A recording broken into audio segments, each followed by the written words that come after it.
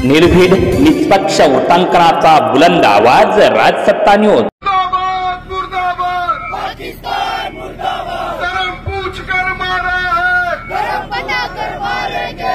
धर्म पूछ कर मारा है, धर्म बता कर। गिरेकाला धर्म नाही हे जिथून पुढे जो म्हणेल ना त्याच्या तोंडात शेण घाला शेण।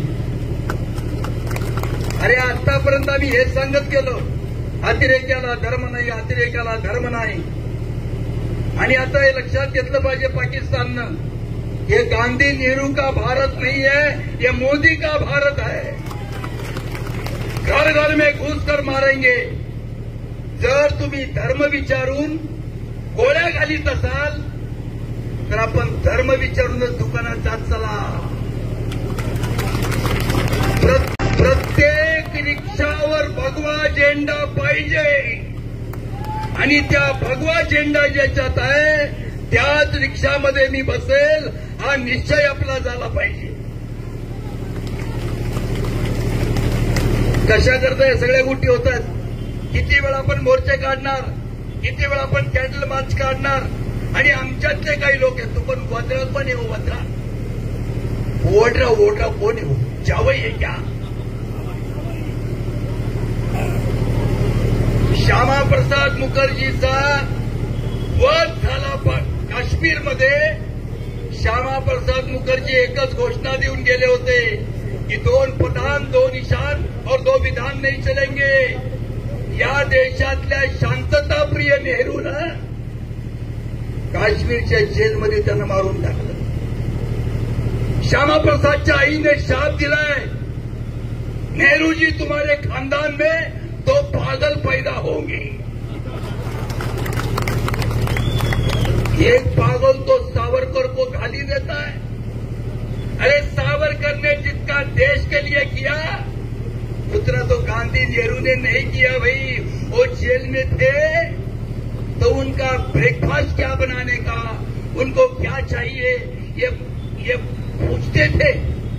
आणि सावरकर मात्र तिथे कोलूला जोडले जात होते, 30 पाऊंड तेल काढीत होते।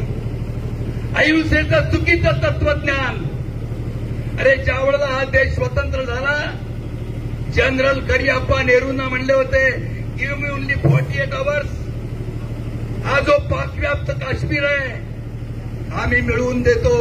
घाबरट नेहरू त्याने ते युनोमध्ये नेलं आणि त्याची दुखणी आज आम्हाला भोगावी लागतात। डॉक्टर बाबासाहेब आंबेडकरांनी 1946 साली पाकिस्तान आणि भारताची फाळणी नावाचा ग्रंथ लिहिलाय, तो वाचा सगळ्यांनी। तो आमच्या अभ्यासामध्ये असला पाहिजे। बाबासाहेबांनी त्यावेळेला सांगितलंय तिकडचे सगळे हिंदू इकडे आणा, इकडचे सगळे मुसलमान तिकडे पाठवा, नाहीतर दोनही देश शांततेमध्ये जगू शकणार नाहीत। हे डॉक्टर बाबासाहेब आंबेडकरांनी सांगितलं होतं। पण आमच्याकडे भाई हिंदीची नी भाई देखील आमचा व्यवस्थित चाललं। बाबासाहेब आंबेडकर म्हणले हिंदीची नी भाई जेव्हा संपेल तेव्हा चीननं आमच्यावर हल्ला केलेला असेल, झाला तो हल्ला। अलीकडचा आपल्याकडे 26 अकराचा जो हल्ला झाला, एस मनी नावाचा संरक्षण खात्यातला अधिकारी आहे, या अधिकाऱ्याचं पुस्तक वाचा। हा हल्ला देखील तो अजमल कसा पकडला गेला म्हणून या ठिकाणी आपल्याला सगळं कळलं। नाहीतर आमच्या देशातल्या काही तथाकथित देशभक्तांनी आरएसएसची साजिश नावाचं पुस्तक लिहिलं होतं। आज 26 अकराचा हल्ला आरएसएसनं केला अशा तऱ्हेचं पुस्तक लिहिलं होतं, नंतर ते पुस्तक जळवून टाकलं। मालेगाव बॉम्बस्फोटाच्या संबंधामध्ये ज्यानं आमच्या लोकांना त्रास दिला तो नेव्ही चंद्रकांत नेव्ही नंतर हा पाकिस्तानचा स्पाय असल्याचं लक्षात आलं। हे नीट आपण लक्षात घ्या। म्हणून हिंदू म्हणून आम्हाला जगायचं असेल तर हिंदू म्हणून जगा, वाघासारखं जगा। आपल्याला कोणीही आपल्या अंगाला हात लावू शकणार नाही, फक्त एकत्रित होऊन त्या ठिकाणी आपण आपलं जीवन व्यतीत केलं पाहिजे। आमचे जे राष्ट्रपुरुष आहेत तो छावा आला, सगळी माणसं 4 झाली। कशा करता संभाजी महाराजांना हे सगळं कशा करता सहन केलं? जीभ काढली, नखं काढली, डोळे फोडले, तरी संभाजीनं धर्म नाही बदलला. पण आमच्याकडचे अनेक तथाकथित पुरोगामी म्हणजे कोण? जे बापाला बाप न म्हणता आईचा नवरा म्हणतात ते पुरोगामी. आमच्या देशात याचं पीक प्रचंड आहे, हो, प्रचंड पीक आहे. रोमिला थापर काय, आमके काय, तो नंतर तो भगेंद्र आव्हाड काय, या सगळ्यांचं पीक आमच्या देशामध्ये आहे. इथून पुढे या सगळ्यांच्यावरती आपण लक्ष ठेवलं पाहिजे. 317वा कलम डॉक्टर बाबासाहेब आंबेडकरांनं या 317व्या कलमाला विरोध केला होता. 35 याला देखील विरोध केला होता. नेहरूंचे नाजूक लाड पुरवण्यासाठी या दोनही गोष्टी ज्या आहेत, या दोनही गोष्टी घटनेमध्ये आल्या, हे आपण नीट लक्षात घ्या. प्रत्येक वेळेला आम्ही आमच्या संरक्षण क्षेत्रावरती प्रत्येक वेळेला या ठिकाणी चुकीच्या भूमिका घेण्यात आल्या.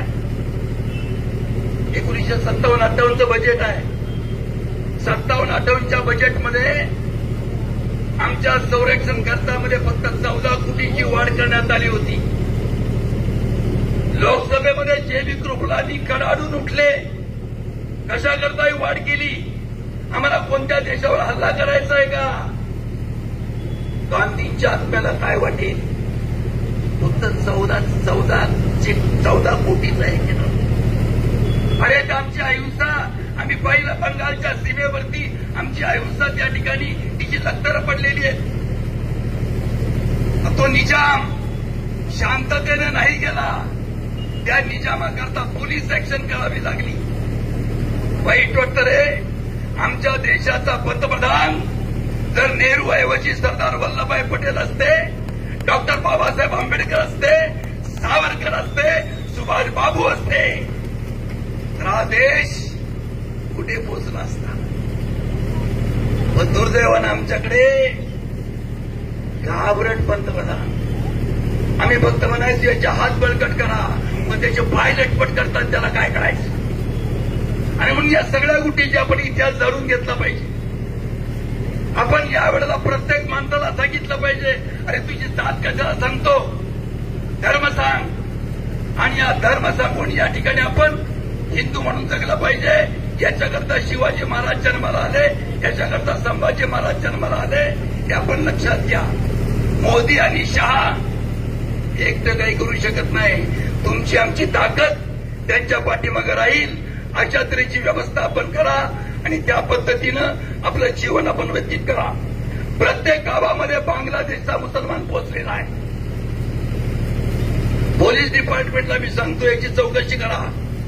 हे जे दररोज भांडे बिंडे घेऊन जातात ना, यांचं आधार कार्ड बघा, बोगस आधार कार्ड यांच्याकडे. हे सगळे रोहिंग्या आहेत. हे सगळे रोहिंग्या बांगलादेशातून आलेले आहेत. हे आपण प्रत्येकानं पाहिलं पाहिजे. तुमच्या गल्लीमध्ये येणारा एखादा आधार कार्ड बघा, याचा आधार कार्ड बनावट आहे, तो बांगलादेशातला आहे, तो त्या ठिकाणी आता रोहिंग्या आहे. आपल्या मुलींनी देखील नीट लक्षात घेतलं पाहिजे. इथं मध्ये जी दुकानं आहेत, आमच्या मुली जातात तिथं. एक दुकान तर असं आतल्या बाजूला आहे, पाहिजे अंधरा जाओ, पाहिजे अंधरा जाओ. एक दुकानदार तर सांगतो, भाभी जी 10 के बाद आ जाइए, अच्छा माल दिखाएंगे. आहे का नाही? हे आहे.